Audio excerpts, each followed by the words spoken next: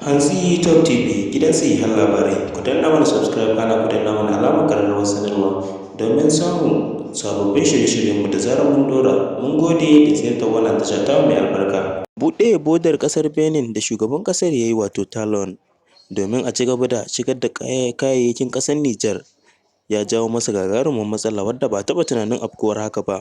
Ku gyara zama domin jin cikakken rahoton a cikin wannan tasha tamu mai farin jini wato Hantsi Top TV. Assalamu alaikum wa rahmatullah, barkanmu da wannan lokaci, barkanmu da sake kasancewa da ku a cikin wannan tasha ta mai tarin farin jini wato Hantsi Top TV wadda Hausawa kan ce leƙa gidan kowa. Idan wannan shine farkon shigowar ka wannan tasha ka danna mana subscribe kana ka danna mana alamar ƙararrawar sanarwa domin sanar da kai da zarar mun ɗora sababbin shirye-shiryenmu wanda babu yaudara ko ƙarya a cikinsu. Kada ku sha'afa ku ci gaba da bibiyar wannan tasha tamu mai farin jini wato Hantsi Top TV domin sanin dukkan labaran da ke zagaye da ku birni da ƙauyuka har da ma na ƙasashen waje.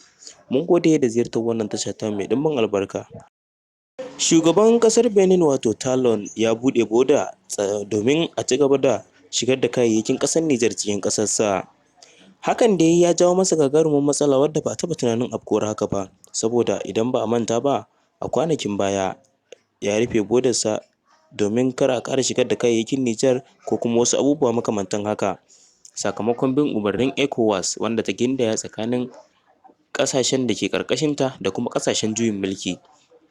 Hakan ya faru ne a shekarar da ta gabata, amma kuma sai ga shi a wannan lokaci an yi abin da ba a taɓa tunani ba, domin kuwa shugaban ƙasar wato Talon ya sake buɗe boda tsakaninsa da ƙasar Nijar, inda hakan ya jawo masa gagarumar matsala tsakaninsa da ragowar ƙasashe da kuma ƙungiyar ECOWAS.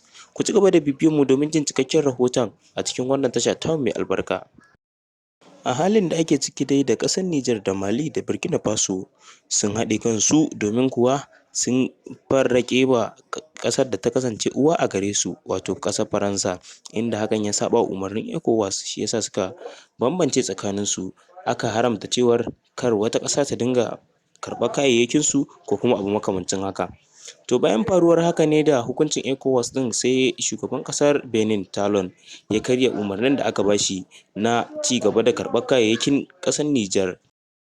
Wannan abu da shugaban ƙasar Benin wato Talon ya aikata ya yi matuƙar ɓata wa mutane rai, sakamakon ya karya dokar da aka gindaya masa tsakaninsa da ECOWAS, ya biye wa ƙasashen da suka kasance ƙasashen juyin mulki wanda aka daina dimokuraɗiyya a ciki sai dai mulkin soja.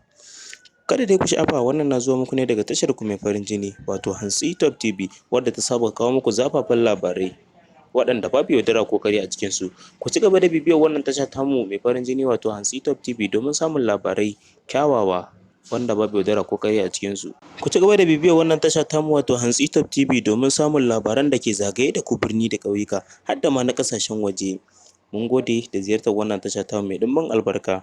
Hantsi Top TV gidan sahihan labarai. Ku danna mana subscribe kana ku danna mana alamar ƙararrawar sanarwa domin samun sababbin shirye-shiryenmu da zarar mun dora. Mun gode da ziyartar wannan tasha tamu mai albarka.